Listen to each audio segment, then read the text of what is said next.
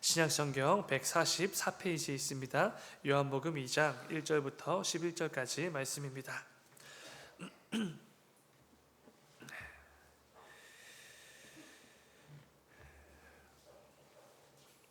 다 찾으신 줄 믿고 오늘 본문 1절부터 12절까지 우리 한 절씩 교독하고 마지막 12절은 함께 읽겠습니다.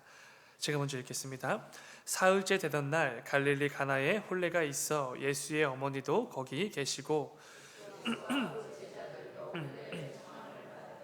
포도주가 떨어진지라 예수의 어머니가 예수에게 이르되 저들에게 포도주가 없다 하니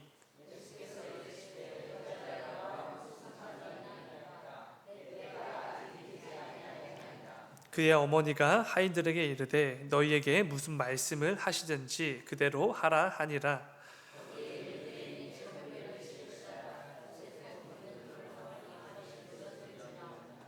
예수께서 그들에게 이르시되 항아리에 물을 채우라 하신즉 아기까지 채우니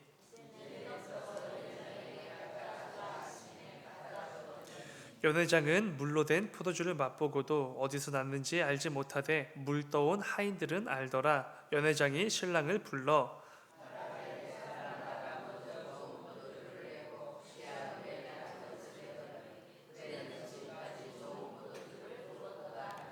예수께서 이 첫 표적을 갈릴리 가나에서 행하여 그의 영광을 나타내심에 제자들이 그를 믿으니라.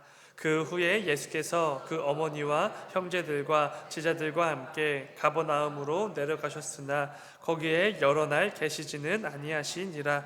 아멘. 이 새벽에 예물 드리신 분들 있습니다. 김윤 이름으로 1,000번째 예물 구별하여 드리셨습니다. 잠시 기도하겠습니다.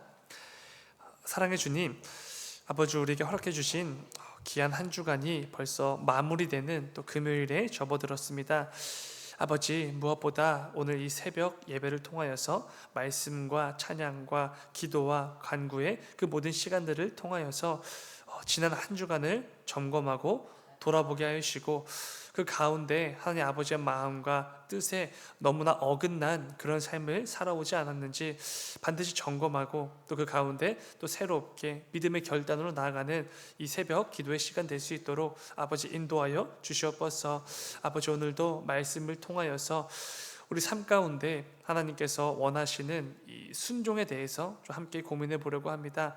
아버지 성경 말씀이 우리에게 가르쳐 주시는 이 순종이라는 것이 무엇인지 또 이 순종을 우리는 어떤 모습으로 또 어떤 생각으로 이것들을 가지고 나아가야 되는지 또 그 가운데 하나님께서 우리에게 요구하시는 기뻐 여기실 만한 순종의 그 자세는 무엇인지를 깨닫는 귀한 이 새벽이 될 수 있도록 아버지 인도하여 주옵소서. 이를 통하여서 하나님께서 우리에게 허락해 주신 이 삶을 통하여서 매일 매 순간 나의 만족과 나의 유익과 또 이 세상에 기뻐 여길 만한 그런 방식대로만 살아가는 것이 아니라 하나님께서 허락해 주신 이 삶을 통하여서 늘 하나님 말씀에 순종함으로 하나님을 기쁘게 해드리는 우리 모든 새벽 기도자들이 될 수 있도록 아버지 인도하여 주시옵소서. 아버지 또 김윤 이름으로 1,000번째 예물 드렸습니다.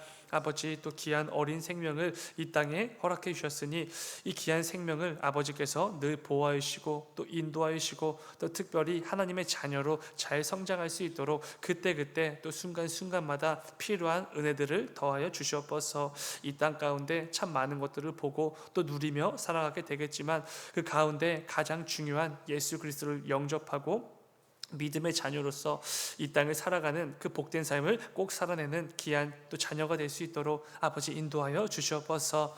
주님 감사합니다. 거룩하신 예수님의 이름으로 기도드렸습니다. 아멘. 오늘 함께 읽으신 말씀을 가지고 말씀에 순종하며 사는 삶 이런 제목으로 함께 말씀을 나누도록 하겠습니다. 우리가 어제 나누었던 것처럼 갈릴리 지역의 이 가나라는 동네에서 혼인잔치가 열렸습니다. 아마도 이 혼인잔치의 주인공은 예수님의 친척 중 한 사람이었을 것입니다. 그래서 예수님과 예수님의 어머니 마리아 그리고 예수님의 제자들까지 전부 초대를 받아서 이 성대한 잔치에 참여하게 되는 것이죠. 그런데 어제 새벽 나눈 것처럼 혼인잔치가 잘 진행되고 있는 그 가운데 잔치에서 너무나 중요한 그리고 어쩌면 가장 중요한 포도주가 떨어지는 이 문제가 발생하게 됩니다. 이것은 잔치를 열고 손님들을 많이 초대한 신랑 입장에서는 큰 낭패와도 같은 일이지요. 그런데 어쩐 일인지 이 일을 알게 된 예수님의 어머니 마리아가 그의 아들인 예수님을 찾아와 도움을 청하게 되는 것을 보게 됩니다. 본문 3절입니다. 포도주가 떨어진지라 예수의 어머니가 예수에게 이르되 저들에게 포도주가 없다 하니. 아멘. 근데 여러분, 이 말씀 굉장히 이상한 말씀이지 않습니까? 물론 우리는 예수님이 어떤 분이신지를 잘 알기 때문에 이런 문제가 발생하면 어머니 마리아가 예수님을 찾아와 도움을 청하는 게 뭔가 당연하게 여겨지겠지만, 사실 이 혼인잔치의 주인공은 예수님이 아니었습니다.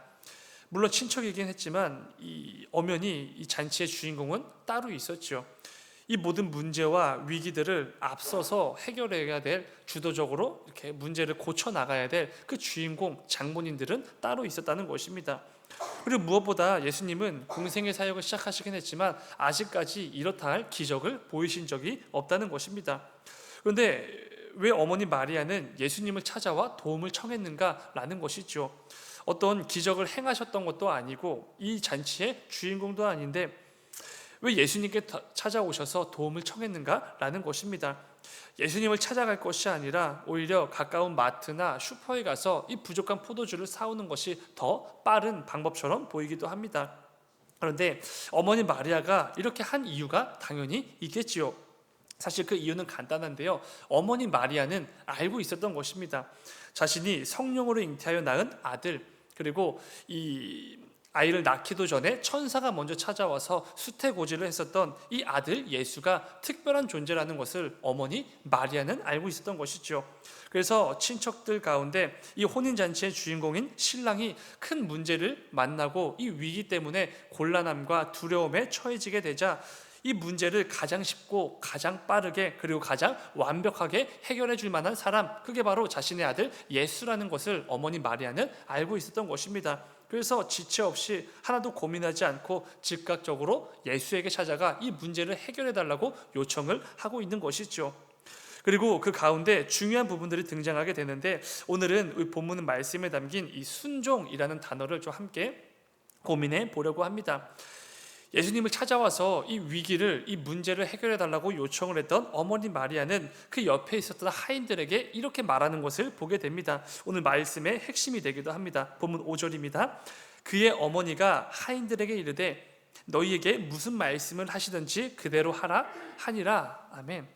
어머니 마리아는 그 옆에 있었던 혹은 그 집에서 일하고 있었던 모든 하인들에게 예수님께서 뭘 말씀하시든지 뭘 요구하시든지 어떤 것을 명령하시든지 아무런 토도 달지 말고 의심하지 말고 너희들이 판단하지 말고 무조건 순종하여 따르라, 이런 말을 지금 하고 있는 것입니다. 그런데 놀라운 것은 이 하인들이 정말로 예수님이 하시는 그 말씀에 즉각적으로 그대로 순종했다는 것입니다. 이어지는 6절부터 8절 말씀을 보면 이렇게 이어집니다. 거기에 유대인의 정결 예식을 따라 두세 통 드는 돌 항아리에 6이 놓였는지라. 예수께서 그들에게 이르시되 항아리에 물을 채우라 하신즉 아기까지 채우니 이제는 떠서 연회장에게 갖다 주라 하심에 갖다 주었더니. 이 하인들은 정말로 예수님이 시키신 대로 그대로 즉각적으로 순종하는 모습을 보이게 됩니다. 특별히 유대인들이 중요시 여겼던 정결법에 따라 이 손을 씻기 위한 준비된 큰 항아리에 물을 가득 채우고 그 물을 떠서 연회장에 있는 손님들에게 가져다 준 것이죠. 근데 놀랍게도 물을 떠다 주었을 뿐인데 손님들이 기가 막힌 맛의 포도주를 맛보게 되는 것이죠. 물이 변하여 포도주가 되는 이 놀라운 역사, 기적이 일어나게 된 것입니다. 여러분, 여기에는 중요한 두 가지 핵심이 담겨져 있는데요. 하나는 하나님께서 우리에게 원하시는 순종은 어떤 상황에서도 예수님 말씀에 즉각적으로 순종하는 믿음이라는 것입니다. 또 하나는 우리가 비록 이해는 안 된다고 할지라도 세상의 방식과 가치와 그 기준들을 가지고 도무지 납득이 안 된다고 할지라도 일단 주님께서 말씀하시면 우리는 순종하게 되는 것이고 그 순종을 할 때 놀라운 역사를 경험하게 된다는 것입니다. 여러분, 오늘 본문에 등장하는 사람들 중에 예수님이 행하신 그 기적을 목격했고 알고 체험한 사람은 사실 많이 있지 않습니다. 예수님의 어머니 마리아가 있었고 예수님의 제자들이 있었고, 또 이어서 등장하는 하인들이 있는데, 이들 말고는 예수님이 물을 포도주로 바꾸신 이 기적을 경험하고 체험했고, 그 가운데 예수님께서 하나님의 아들 되심이라는 그 놀라운 능력을 경험한 사람, 이들밖에 없다라는 것이죠. 예수님의 어머니였던 마리아는 이런 기적들, 이런 체험들 목격하기에 참으로 합당한 사람일 것입니다. 뱃속에서부터 이미 천사가 보여주었던 그 수태고지를 통해서 지금 태어나게 될 이 예수가 엄청나게 특별한 존재라는 것을 이미 알고 있었기 때문에 이런 기적을 경험하게 되는 건 어쩌면 당연해 보이시오. 그리고 예수님 제자들 역시 마찬가지지 않습니까? 이 제자들은 앞으로 평생 동안 순교를 당할 때까지 예수님의 제자로서 특별하게 그 모든 사역들을 감당하는 제자들이 됩니다. 이들은 자신들의 목숨까지 바쳐가면서 예수님이 하나님의 아들 되심을 열심히 증거하고 선포하며 그렇게 평생을 살아가게 되는 것이죠. 그렇기 때문에 이 제자들 역시 예수님께서 하나님의 아들 되심을 확연하게 보여주는 물이 변화의 포도주가 되는 이 기적을 목격하기에 합당한 사람이라는 것이죠. 그런데 잘 생각해 보시면 하인들은 그렇지가 않습니다. 이들은 성경에 이름도 등장하지 않을 정도로 별로 중요해 보이지 않는, 비중이 없는 그런 인물들이죠. 그런데 이 성경 흐름에 있어서 별로 중요해 보이지 않는 하인들이 놀랍게도 예수님께서 하나님 되심을 증거해주는 첫 번째 표적인 오늘 본문 가운데 그 놀라운 것들을 전부 다 경험하게 되었다는 것입니다. 예수 그리스도께서 이 땅에 오셔서 처음으로 행하신 기적이 이 기적이죠. 물을 포도주로 바꾸셨던 것. 그런데 놀랍게도 이 비중 없어 보이는 하인들은 예수님의 그 하나님 되심을 마음껏 드러내는 그 중대한 사건의 중심에서 도구로 쓰임을 받았다는 것입니다. 참으로 놀라운 일이지 않습니까? 그렇다면 여러분, 이들이 이 놀라운 도구로서 쓰임받을 수 있었던 이유가 무엇이죠? 딱 하나밖에 없습니다. 그냥 순종했을 뿐이죠. 예수님 말씀에 순종했을 뿐이라는 것입니다. 사실 이 표적이 무슨 의미인지, 이 표적을 통해서 예수님께서 얼마나 위대한 분이신지를 드러내는 어떤 중요한 사건인지 이런 것에는 별로 관심이 없었던 사람일지도 모릅니다. 그저 그 신랑이 혼인잔치를 열었던 그 신랑의 집에서 열심히 일을 하는 그냥 하인들에 불과했던 것이죠. 그런데 예수님께서 하신 말씀을 듣자마자 아무런 판단도 내리지 않고 분별도 하지 않고 아무런 따지지도 않고 즉각적으로 순종했을 뿐인데, 그 순종의 결과가 이 놀라운 역사의 중심에 서게 되는 말도 안 되는 은혜였다는 것입니다. 여러분, 오늘 본문이 우리에게 주시는 메시지는 너무나 명확하지 않습니까? 하나님께서 우리에게 원하시는 순종이 바로 이런 거다라는 것을 보여주고 있는 것이죠. 하인들처럼 주님 주신 말씀에 아무런 토도 달지 않고 따지지도 않고 내 생각, 내 판단, 이 세상의 가치와 방식으로 그 모든 것들을 따져보는 것이 아니라 즉각적으로 그냥 말씀에 순종한다는 것입니다. 그 가운데 이 순종함으로 나아갈 때 이 순종을 통해서 말도 안 되는 역사까지 경험을 하게 되는 것이죠. 비록 나는 이해할 수 없다고 해도, 눈앞의 상황과는 하나도 맞지 않는 말씀이라고 해도 주님 주시는 말씀이라면 늘 순종하는 그 믿음이 우리에겐 있어야 된다는 것을 하나님께서 분명히 짚어주신다는 것입니다. 여러분, 우리의 경우를 한번 생각해 보시기 바랍니다. 우리의 삶 가운데 내가 행했던 순종, 또 내가 하지 못했던 순종들을 생각해 보시면 오늘 본문에 등장하는 이 하인들의 순종이 얼마나 말도 안 되는 순종이었는지를 분명히 알게 되지 않겠습니까?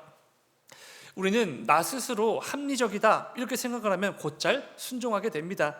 또 그다지 나에게 큰 손해가 될 것 같지 않고 별로 피곤할 것 같지 않을 때 생각보다 잘 순종하기도 하지요. 그런데 조금이라도 불합리하고 조금이라도 상식적이지 않게 여겨진다면 그 말씀에는 담대하게 거부를 표하지요. 나에게 조금이라도 손해가 될 것 같으면 즉각적으로 그 말씀에서 벗어나 말하고 행동하고 선택하며 살아가는 모습 정말 많이 있지 않습니까? 안타깝지만 이것이 바로 이 땅을 살아가는 우리 연약한 인생들의 현실입니다.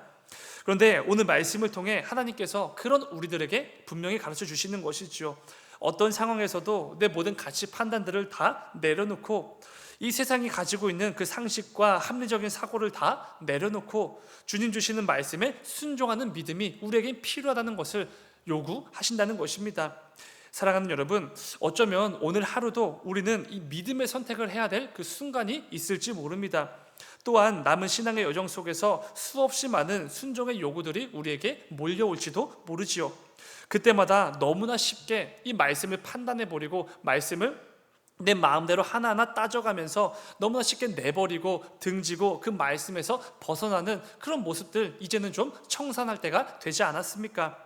그때마다 꼭 오늘 말씀을 기억하시면서 하나님의 말씀이 나에게 주어지기만 하면, 비록 나는 이해하지 못한다고 하여도, 비록 눈앞의 상황과는 완전히 동떨어진 말씀이라고 해도 하나님의 뜻과 계획들을 조금 더 기대하면서 내 모든 생각과 판단을 내려놓고 늘 순종함으로 나아가시는 저와 여러분의 삶이 되시기를 주님의 이름으로 축원을 드립니다. 또한 여러분, 무엇보다 중요한 것은, 오늘 말씀을 통해 알 수 있는 것은 기적보다 이 순종이 먼저다라는 것입니다. 우리는 늘 이것을 반대로 생각하는데요, 우리가 순종을 하면 하나님께서 어떤 역사나 기적을 주신다 이렇게 생각을 하지만 절대로 그렇지가 않다는 것이죠. 여러분, 오늘 본문 말씀을 보시면은 하인들이 예수님 말씀에 즉각적으로 순종하여 항아리에 있었던 물을 떠서 연회장으로 가져다 주었을 때, 그때 물이 포도주로 변하지 않습니까? 여기서 우리가 오해하면 안 되는 부분은, 물을 포도주로 먼저 바꾸시는 기적을 보이신 다음에 그 포도주를 하인들에게 주시면서 이거 갖다 주라 이렇게 하신 게 아니라는 것입니다.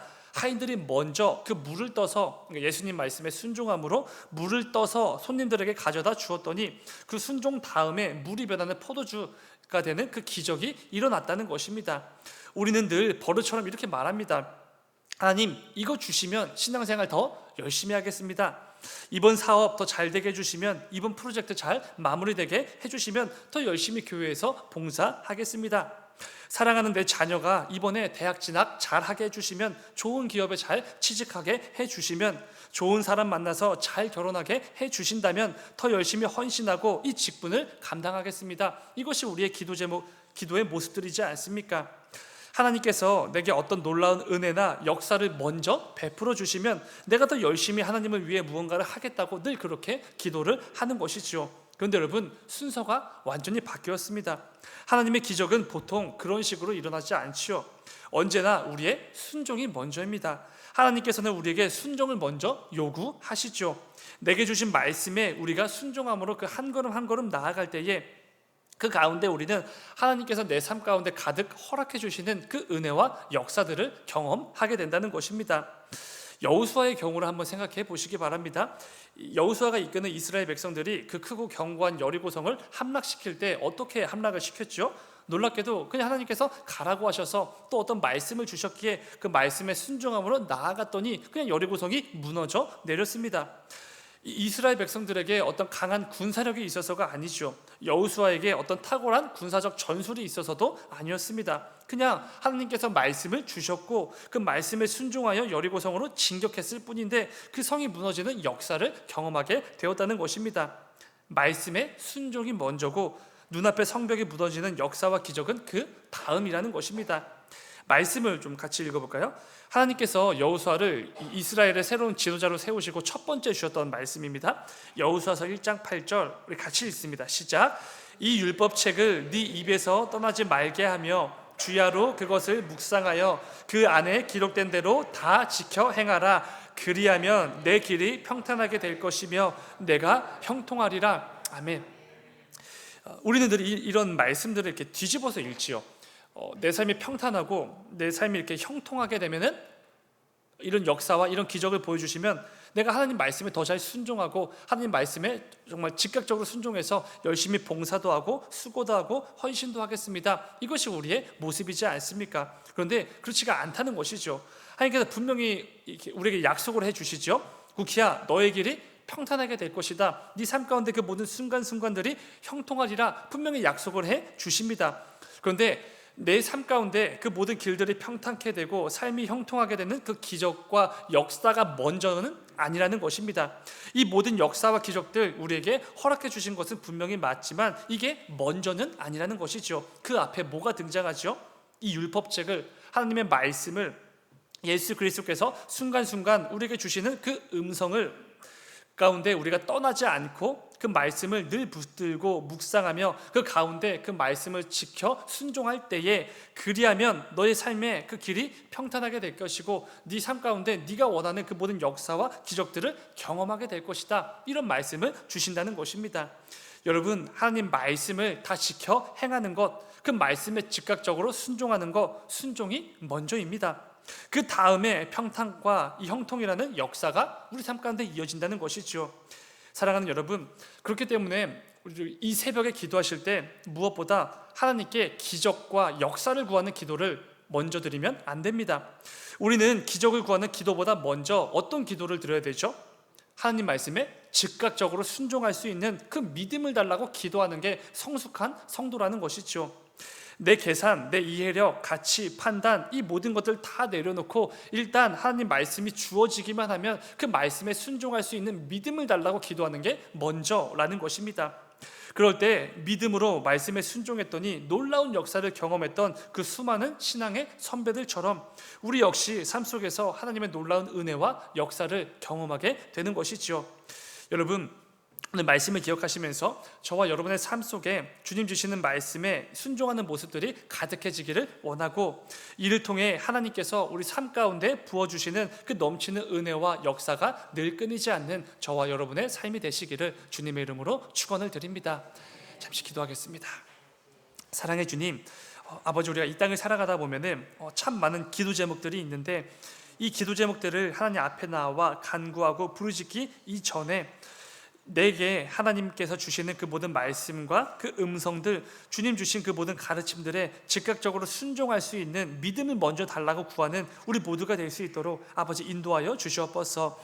하나님께서 나와 내 가정 가운데 허락해 주신 그 모든 기도의 제목들이 있는데, 아버지, 이 기도의 제목들 간구하고 부르짖으며 나아가기 전에 그 모든 기도 제목에 담긴 하나님 아버지의 마음과 뜻과 내 삶 가운데 담아두신 하나님의 그 계획과 섭리들을, 비전들을 먼저 발견하게 해달라고 기도하는 우리 모두가 될 수 있도록 아버지 인도하여 주시옵소서. 아버지, 또 이 새벽에도 여러 가지 크고 작은 문제와 그 어려움과 그 두려움과 염려의 제목들을 가지고 나온 새벽 기도자들이 있습니다. 아버지, 그 모든 기도의 제목들 단지 염려거리로 끝나는 것이 아니라 반드시 살아 역사하시고 내 삶 가운데 그 모든 것들을 주관해 가시는 살아있는 하나님을 경험하고 누리는 간증거리가 되어질 수 있도록 아버지 인도하여 주시옵소서. 이 새벽에도 모든 기도자들 가운데 아버지 그 입술을 열어주시고 그 입술과 그 심령 가운데 성령으로 기름 부으셔서 하나님 주신 그 모든 기도 제목들 마음껏 부르짖는 이 새벽이 될 수 있도록 주님 인도하여 주시옵소서.